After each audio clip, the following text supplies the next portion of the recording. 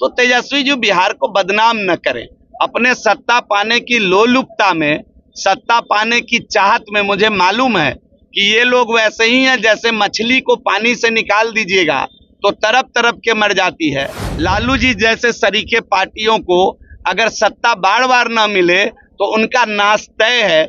इसलिए सत्ता में कैसे जाए, वो चाहे बिहार को बेचकर जाना पड़े, बिहार के स्वाभिमान को गिरवी लगाकर जाना पड़े, हर शर्त के लिए वो तैयार है। लेकिन बिहार की महान जनता कमर कसकर बैठी हुई है। फिर से नीतीश कुमार, फिर से एनडीए सरकार ये निश्चय करके बैठी। देखिए, माननीय मुख्यमंत्री जी ने पीछे भी जो 7 निश्चय 2 था उसके तहत उन्होंने 10 लाख सरकारी नौकरी और 10 लाख रोजगार का वादा किया। उसको आगे उन्होंने और अपनी सफलता से, सरकार की सफलता से उत्साहित होकर उसको बढ़ाकर 12 लाख सरकारी नौकरी और 38 लाख रोजगार की बात कही थी। और मुझे बताते हुए प्रसन्नता हो रही है कि राज्य की एनडीए सरकार माननीय मुख्यमंत्री जी के नेतृत्व में इस लक्ष्य में 49 लाख को प्राप्त कर लिया है और 1 लाख जो है अगले 2 महीने में उस लक्ष्य को भी हम लोग पूरा करेंगे। मतलब पूरा 50 का 50 सरकारी नौकरी प्लस रोजगार दे करके ही हम लोग चुनाव में जाने वाले हैं। और आगे भी 25 से 30 के लिए आज ही की कैबिनेट में माननीय मुख्यमंत्री जी के नेतृत्व में निर्णय लिया गया कि अगले 5 वर्ष में हम 1 करोड़ रोजगार सृजन करेंगे बिहार के अंदर, जो बिहार के लोग बाहर नहीं जाएं।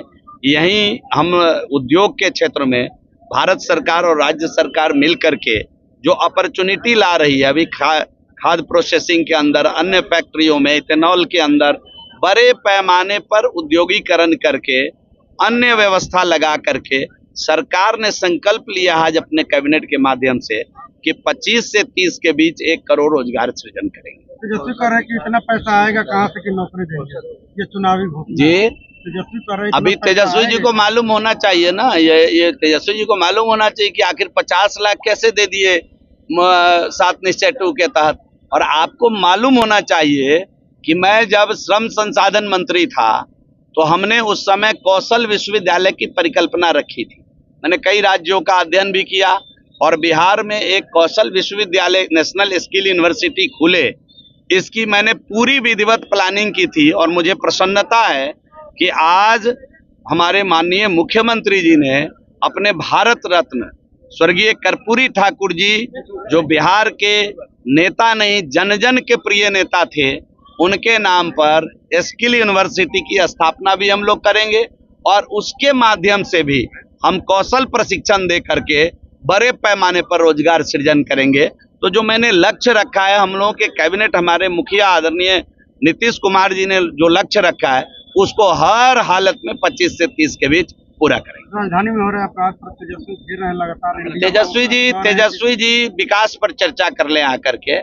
ये पहला राज्य है जहां अगर कोई अपराध होता है तो आप भी लोकतंत्र के चौथे स्तंभ होने के नाते साक्षी हैं कि अगले 24 से 48 घंटे के अंदर अपराधियों के गिरेबान तक बिहार पुलिस की हाथ पहुंचती है और उसको पकड़ करके हम लोग सजा दिलाते हैं। ये पहला राज्य है। और तेजस्वी जी को बता दीजिएगा कि भारत सरकार का जो नेशनल क्राइम रिपोर्ट ने जो डेटा प्रस्तुत किया है उसमें देश के 10 अग्रगणी राज्यों में क्राइम के मामले में, देश के 10 अग्रगणी राज्यों में बिहार नहीं है।